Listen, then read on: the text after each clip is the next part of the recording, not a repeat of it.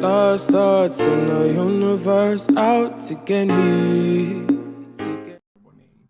So this week we did some restructuring, had a change of heart, and decided to go with Into the Future. Now, why Into the Future, you may be wondering? Well, we feel education is the gateway into the future.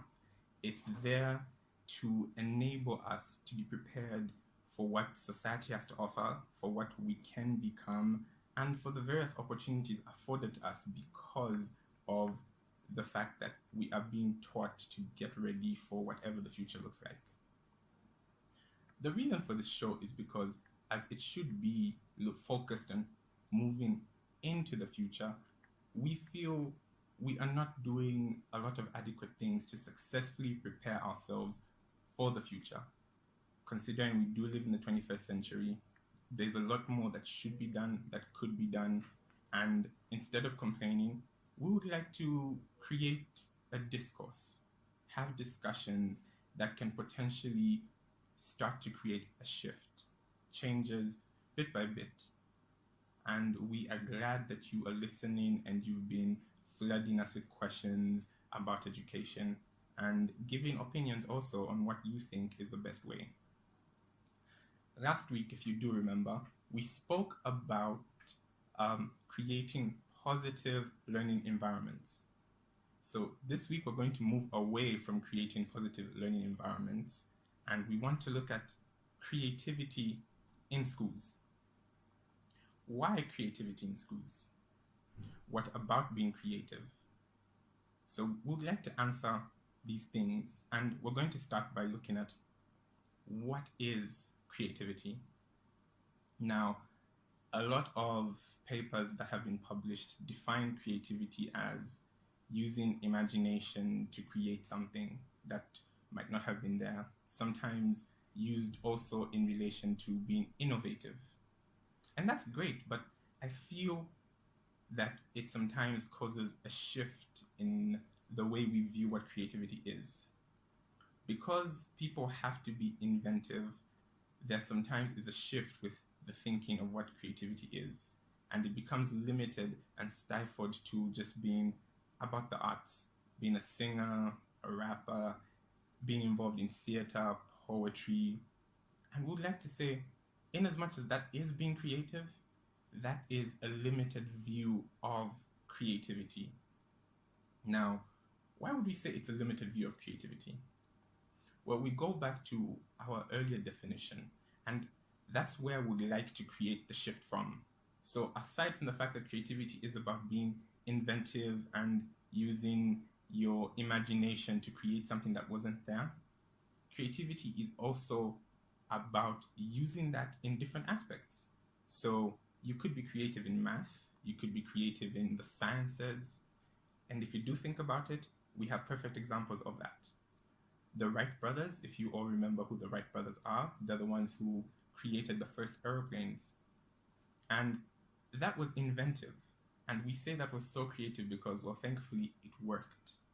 But the reason I've used them as an example is, at the time when they were alive, that was lunacy. It wasn't what creativity is about. It wasn't poetry. They were not acting in a play, but they did create something absolutely outstanding. And we particularly enjoy that today in the 21st century. Now, creativity has gone various misconceptions. Before we get into a lot of the misconceptions, I would also like us to add the myths of creativity. One myth of creativity is not everyone is creative, and that's simply not true.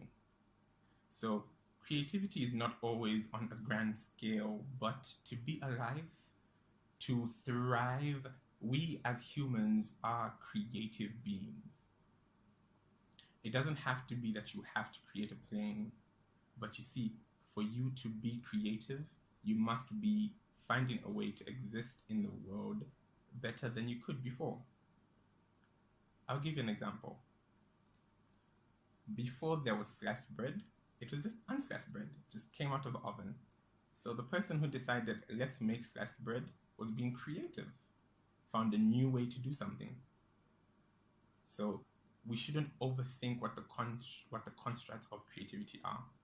And as we are looking at creativity at the moment, we're not even looking at it in terms of education. I would like to put it on a broad scale of just creativity in the world, and then we'll tie how we could be creative in schools. Another myth on creativity is the Eureka myth. I'm sure I've heard it. Eureka! In fact, I remember in high school, there was a specific class that should have been physics, where we looked at the displacement of water and how the gentleman, whoever his name is, discovered that if you sit in the water, it displaces a certain amount. And he went, Eureka, where something just happens in the moment, you didn't think of it, a light bulb goes on in your head because of what you're doing. Now, creativity is not limited to that, though that does happen. A lot of the times that happens. I'm sure we've all had our own Eureka moments, even if they've been grand or small.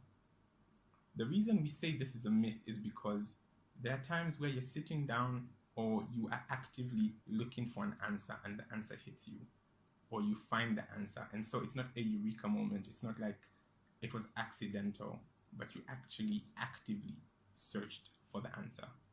So when you look out there and you're thinking, oh, good ideas just don't hit me, I'm not one of those people, well, stop being so hard on yourself. Eureka is a myth. It does happen, but that's not the only way you could be creative.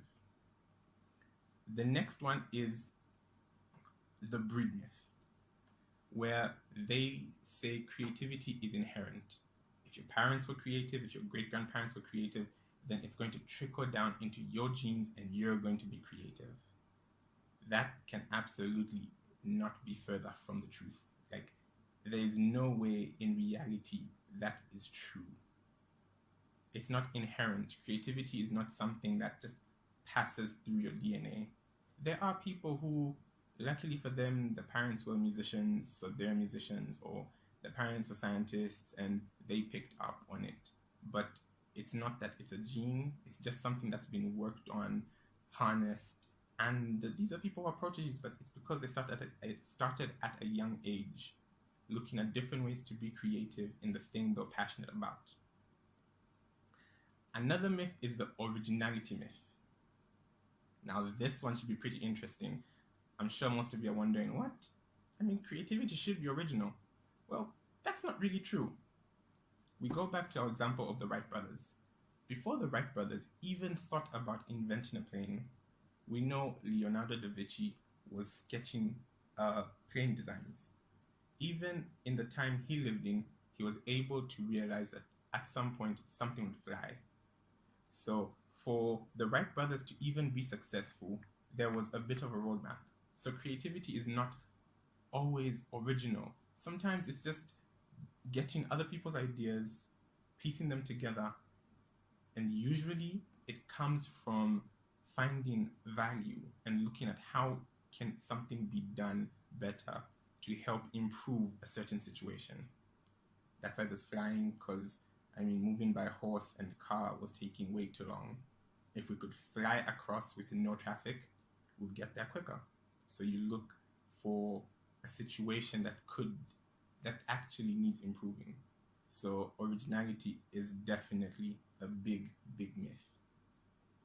Another myth is the expert myth, that you have to have been in the craft for countless years. You must have been working on it for quite a while, and it must be something you're passionate about.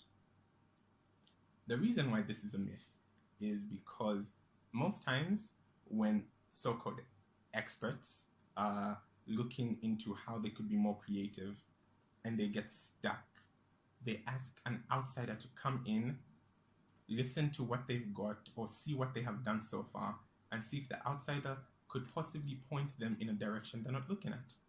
Most times they're not. Outsiders who are not as experienced will have ideas that the experienced people didn't think about, because sometimes, I guess, experience gets in the way. You're too stuck on the fact that it should be this way because for such a long time it has been this way. So to be creative, you don't have to be an expert. You just have to start. Try something, see if it can be improved on, see something that you need improved on in your life, and see what you're passionate about. That is where creativity lies. The last myth I'm going to present is incentive myth.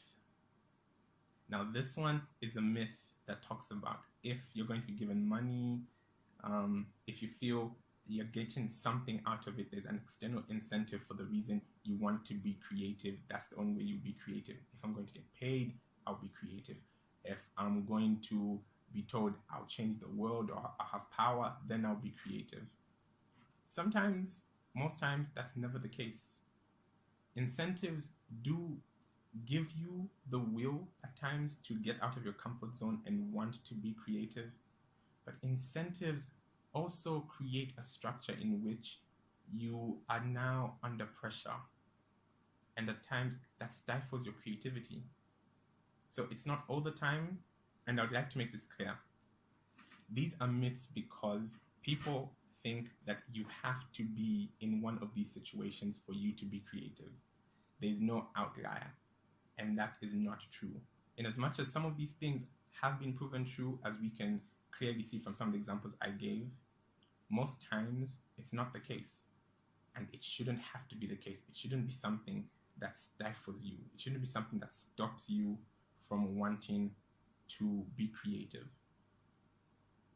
And it's because of things like this, these little myths that stop creativity, that we have decided to do this. We want to look into the future. In 10 years' time, in 20 years' time, how would we like Zambia to look like? So if we ask that question, the first thing we're going to have to look at is, where is Zambia now? Where's the rest of the world now? What's the gap? When we ask that, the next question we're going to definitely have to ask, looking at the myths, is the fact that we can't use the same thinking that got us here to be the thinking that's going to take us out. We need to be creative. Creativity has to be encouraged in all forms, especially in schools. But at the moment, still just trying to make you understand what creativity is all about.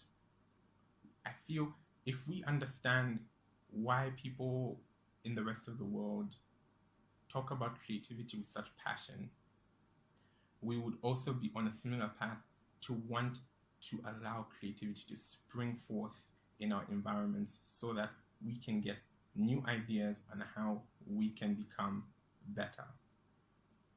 So creativity, like I said before, is about adding value.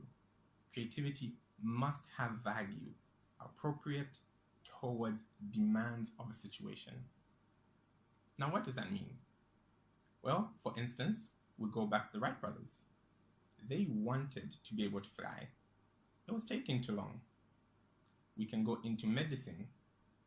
Tablets and pills sometimes are not always effective. So there's injections, there's drips, there's a cannula. All this happened out of creativity. Someone decided there must be a better way we can get medication in. There must be a better way to travel. They were looking to add value to the demands of a situation. And that's where creativity blooms the most. When you want to create a situation of value, you want to be able to assist and be valuable. You want to move out of a current problem because you feel better can be made, better can be had, better should be created. That is why we look to add value with creativity. It must have value. Otherwise, it's just another idea that most times they're not, could just end with you. But remember, that's still creativity. It doesn't have to change the world. It just has to be able to change your life the way you see it needing to be changed. So we need to encourage creativity. There's a test. It's called George Land's creativity test. Just to show you that creativity is not something that springs from nowhere. but society has put creativity in a certain box. And for us to become more creative, George Land's test on creativity will show what we need to do in our society to change the thinking methods. So what happened in this test is that they studied creativity in different age ranges.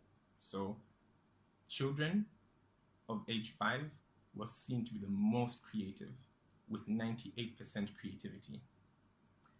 Adults were seen to have the least creativity with 2%. 2% creativity. I just want to repeat that in case you didn't hear in the back. 2% creativity. It goes from a 98% to a 2%. That together makes 100%, but it's on the wrong place. So how do we move from being extremely creative at 5 to practically no creativity in our adulthood? Well, the test found out that as you go through the stages of different age groups, the creativity starts to slowly drop. Increasingly, it drops and it drops. The reason it drops is because in society, there are certain rules and regulations that must be adhered to.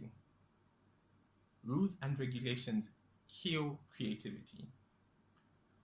Before you have an uproar and want to kill me, let me explain.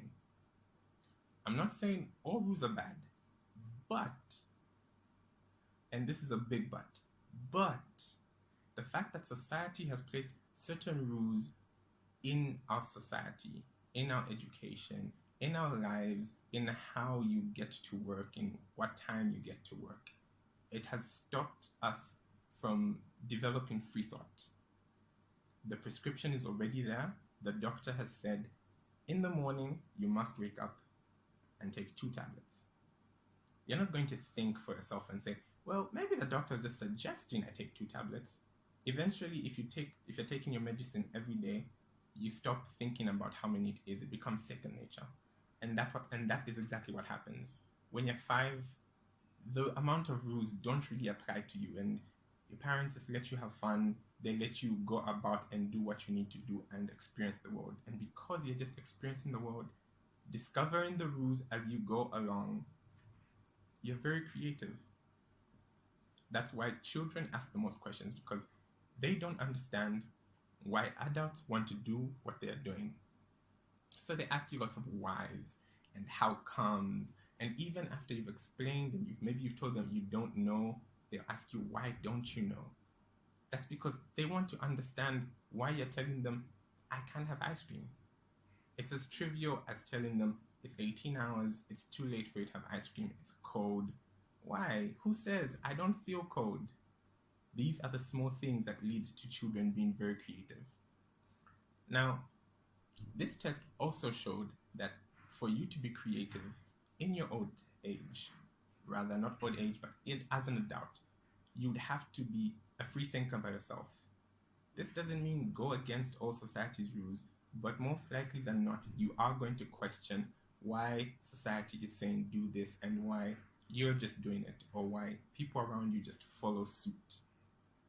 It's important to ask these questions. If we are going to be creative, if we are going to change the narrative, we must ask these questions. We must want to know, why is it that I have to do this and I can't do it like this? I mean, I would rather not tie my laces, but everybody's tying their laces. Laces must be important.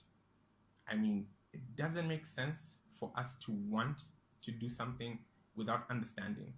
But as you grow older, you learn not to ask questions. You learn to go with the flow. You learn to just ride the wave. And hence, creativity gets stifled incredibly. So what happens is, your mind, it's called, in your brain, not your mind, in your brain, we have the medial prefrontal cortex. It is where increased activity is shown when you're improvising. Improvisation is where creativity happens, when you don't have the answer to the thing and you think on your feet and you decide, well, we could just do this instead. We don't have a lighter. We need to make a campfire. We could just use stones. I've seen that happen in the movie. We could just try to use these blades that we have, see if we can have a spark going next to the firewood. Creativity. Because you want to be able to do something, but you don't have the tools. So your medial, I'll say that again, your medial prefrontal cortex lights up when you're being creative. It gets excited. This is where we know that you are being creative or not. But it's not practiced a lot because in society, there's not a lot going on with being, or rather with improvising. Now, most people might be wondering, what's the point? Why should I be creative? What does creativity do for me? Well, if you must ask, we have the answers for you. Remember, this is DC Talk Radio 90.9 FM. Your issues are our concern. If you do want to get in touch with us, you can text or WhatsApp us on 0761 061 909. This is MTN 0761 061 909. On Airtel 0970 413 909. 0970 413 909. And on Zamtel 0955 390 909. 0955 390 909. Not forgetting social media, Facebook, DC Talk Radio, Twitter and Instagram, DC_Talk Radio. So we come back to, why should we be creative? Well, for one, you want to solve problems. Now, solving problems is a matter of creativity. It's absolutely imperative that you are creative as you solve your problems. Not all problems will come with yes or no. So in the real world, in society, you have to think on your feet as to how you can solve a problem. That's why you need to be creative, because problems arise every single day. How you tackle those problems is the difference between success and failure. You can either be creative or you can use the methods you've been using consistently that maybe don't work already, but you're stuck and you think this is the only way, this is what I was taught. Apply some creativity. You'll be surprised at what different results could do for you. Why creativity? Because we need to communicate ideas and values. Well, you might be thinking, I don't need to be creative to communicate. I talk every day. I can speak my mind. And that's true. You can speak your mind. But it's not all the time that your communication will be very effective. And this is where creativity comes in. You find a better way to tell your story, a better way to sell your dream. That way, more people are going to be influenced. Remember, when you tell me a story and when you tell somebody else a story, I might be interested, the next person might not be. But this is something that they could be passionate about. It's just how you have communicated your idea and your values have not been met with the same enthusiasm, because different stories work for different people. It's almost like advertising, really. Not every advert will appeal. It's the same product, but you find Coca-Cola makes 10 adverts. Same kind of advert, they switch it up here and there because they understand that to be effective at communication, they'll need to be creative. They'll need to communicate the same message in different forms because different people need to receive the message. Remember, we are all different. That's why we need to be creative, because people have to receive the message. And if we are going to move into the future, we'll have to apply creativity consistently, because there is no other way for us to survive. I'm sure I've heard the saying, survival of the fittest. Well, does that apply in the 21st century? Are we going to go about beating everybody to be the fittest? Surviving, hiding under a bank, lighting a fire, saving all the tinned food with us in a bunker, hoping that we can outlive people? No, not really. Plus, that does sound kind of boring. So, creativity, we must be able to communicate effectively. Now, how is creativity commonly used? Well, in case you're wondering if you are creative or if you've ever been creative, let's discuss some simple things that we do in our day-to-day lives that enhance creativity. Expression of unusual thoughts. Yes, I'd like to say that more clearly. Expression of unusual thoughts. We all have some weird thoughts stored in the back of our head. Now, no alarm here. We're talking about things that are useful and will provide value to an appropriate demand in a situation. This is where we need to know how to express our unusual thoughts. Sometimes you think you might be the odd one out. You always think different from everybody. And at times you want to close yourself in and think, no, I shouldn't think differently. But that's wrong. To be creative, you must embrace your differences. Our differences are what make us stronger. If we all think the same, really, there would be no iPhone. We wouldn't have music on our phones playing. We'd all be too busy thinking about the exact same thing for anybody to be innovative. So express your unusual thoughts. Express the fact that you think football shouldn't be played on a certain kind of grass. We shouldn't do this. You think it could be done better. Bring your solution to the table. Work on your solution. Express your creativity. Your unusual thoughts are the keys that are going to lead us further. Experience the world in original ways. This might sound strange because we all live in the same sphere. So if you're in Zambia and if you're in Lusaka, specifically in this case for this example, if you're in Nyumbayanga, when you go to Kamis, you see the same things that I see. Right? No, not at all. How you perceive the world is going to be different from how I perceive the world. Where one sees an abandoned shack, another sees a dream. Where one sees a mast and it's just standing there with nothing that it's getting up to, another sees a vision. So you must experience the world in original ways. If you feel taking a walk is much better for you than driving, take a walk. See what the world looks like. Experience the things you want to experience. Understand that by experiencing the world in original ways, you will equally show people that you could do things originally because you have seen them. Not everyone will see what you see, and that's absolutely fine. Perfect, in fact. You should be excited by the fact that not everyone can see what you see because that provides an opportunity for a different conversation, provides an opportunity for you to show how different you are, for people to come in and help refine your idea because they also experience the world in original ways. Imagine that. More original thinking, more people wanting to experience the world the way they see fit. Wouldn't that be beautiful? Another, and probably the last one for how we should, or rather how creativity is commonly used, it's going to change our culture in important ways.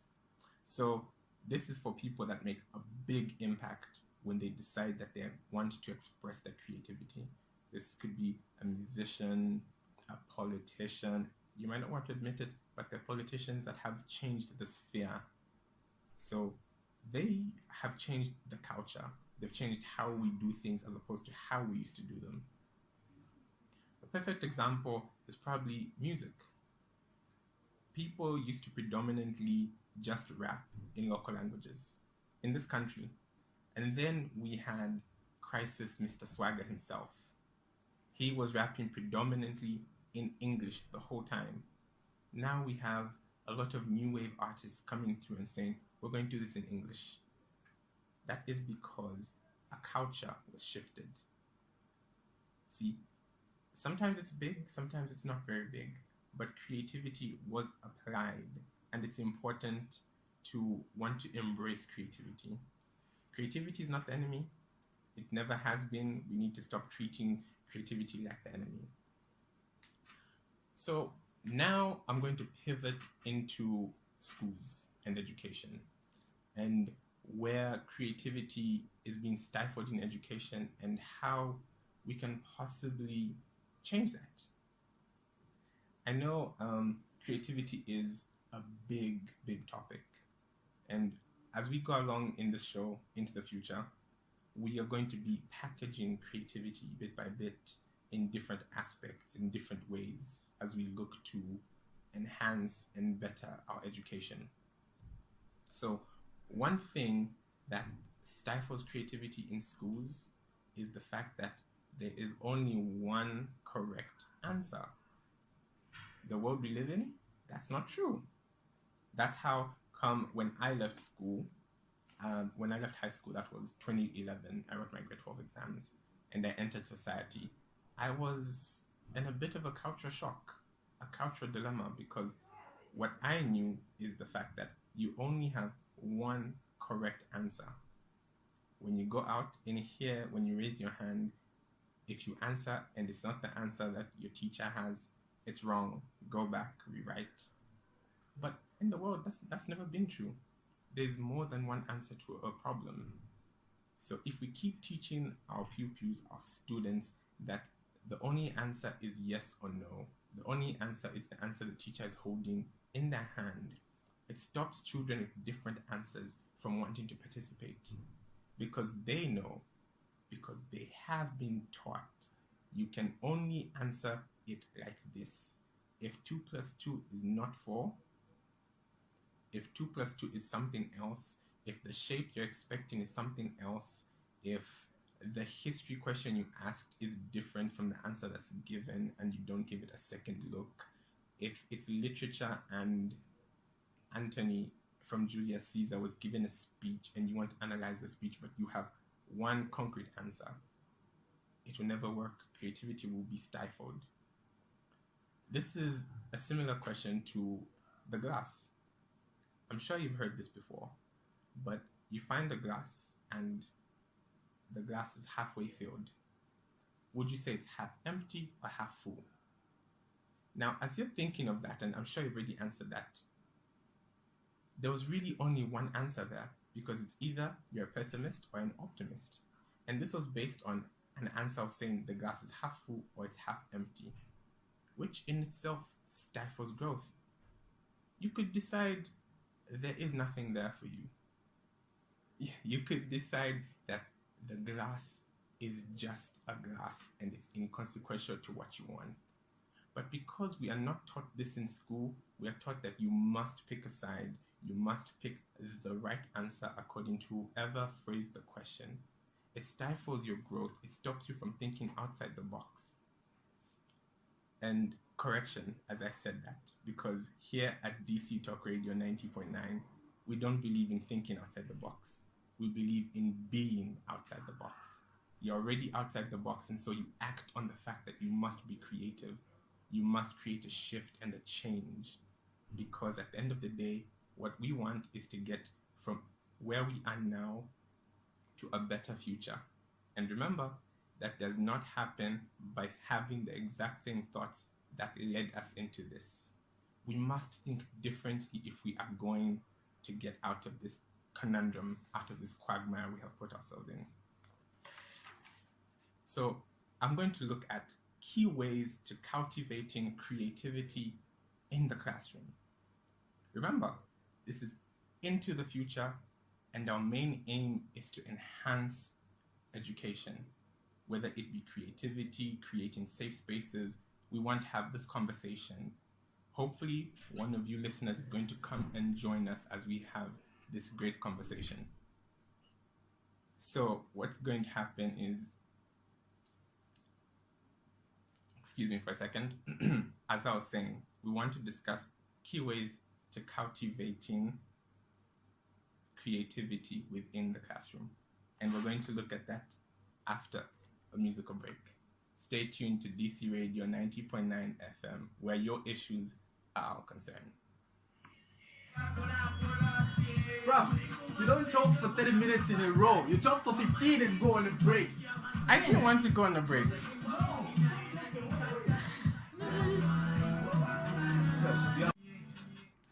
Welcome back to DC Talk Radio 90.9 FM.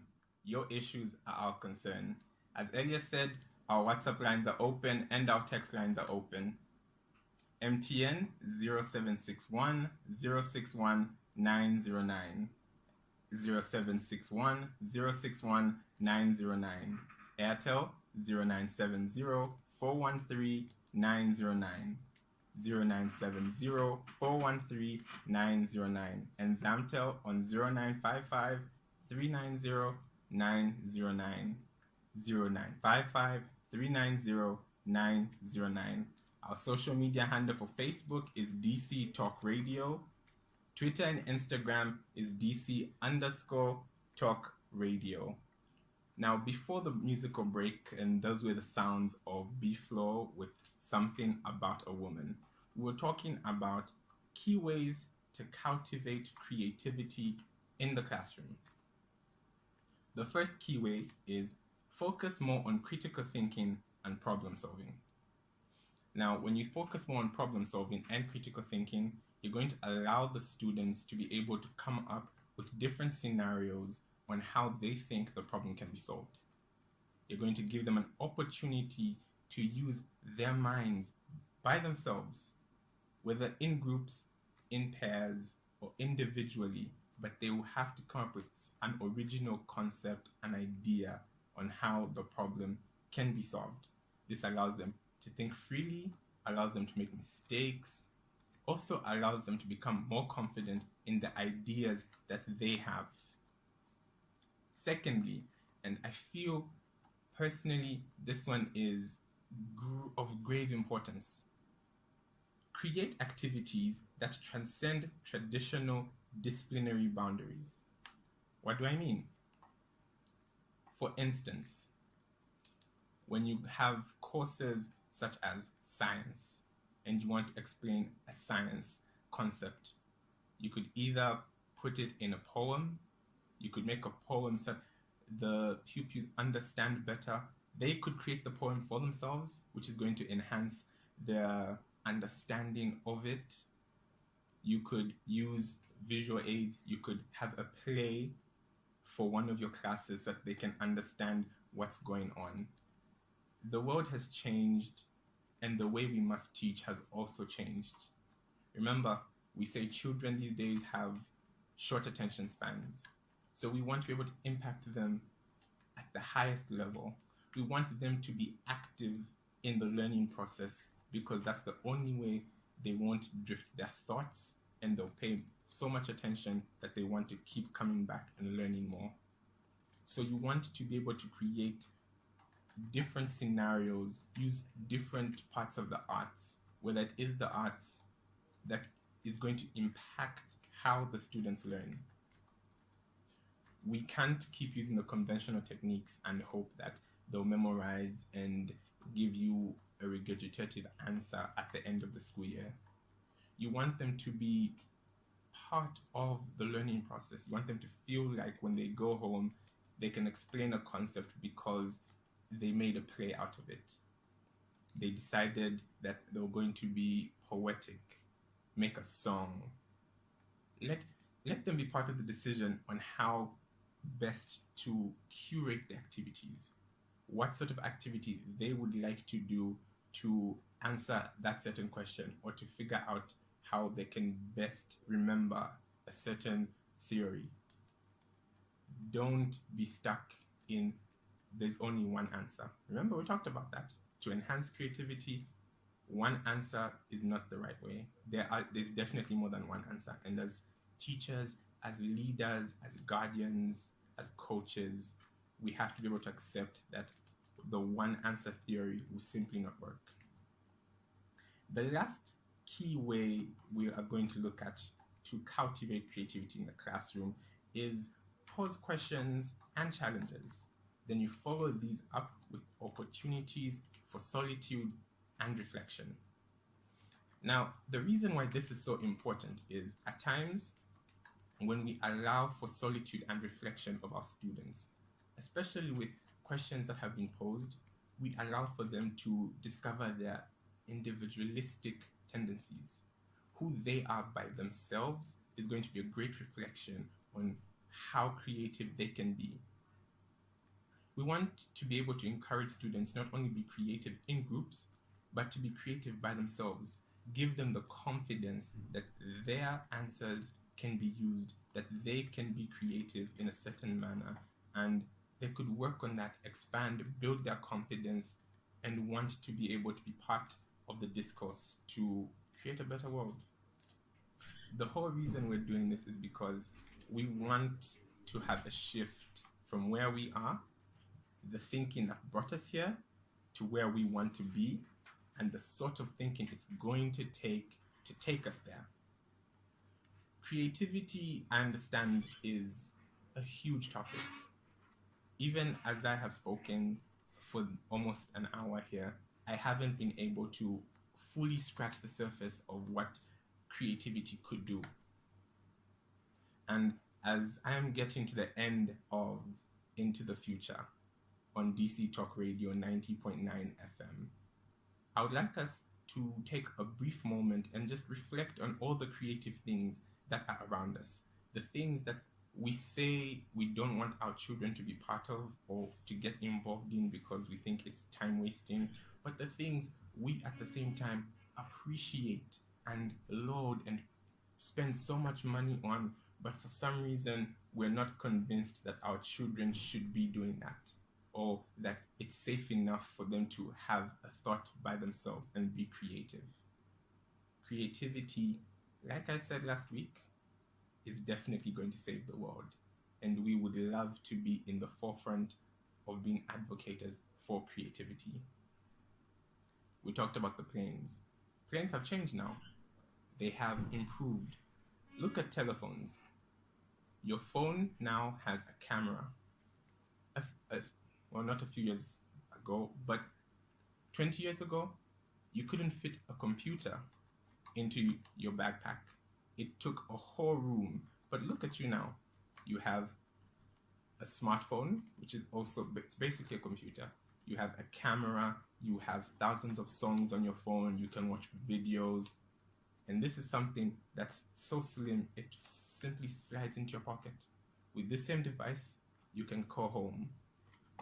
You can load it with airtime. You can make video calls like the person you're talking to is right there next to you. This is all creativity, by the way.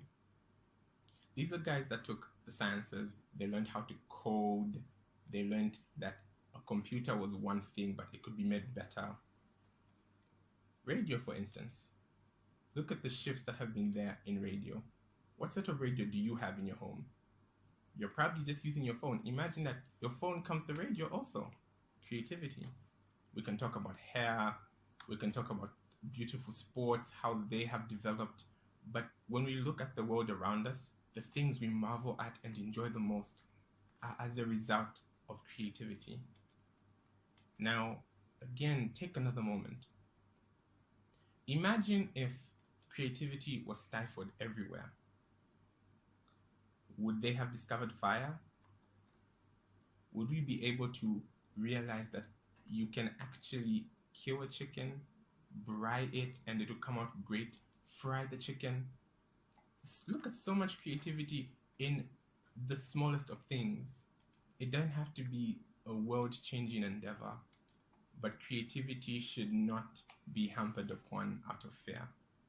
And at DC Talk Radio 90.9 FM, we believe creativity should be encouraged.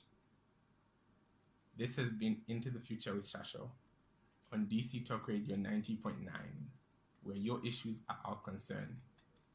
Until next week, have a lovely evening.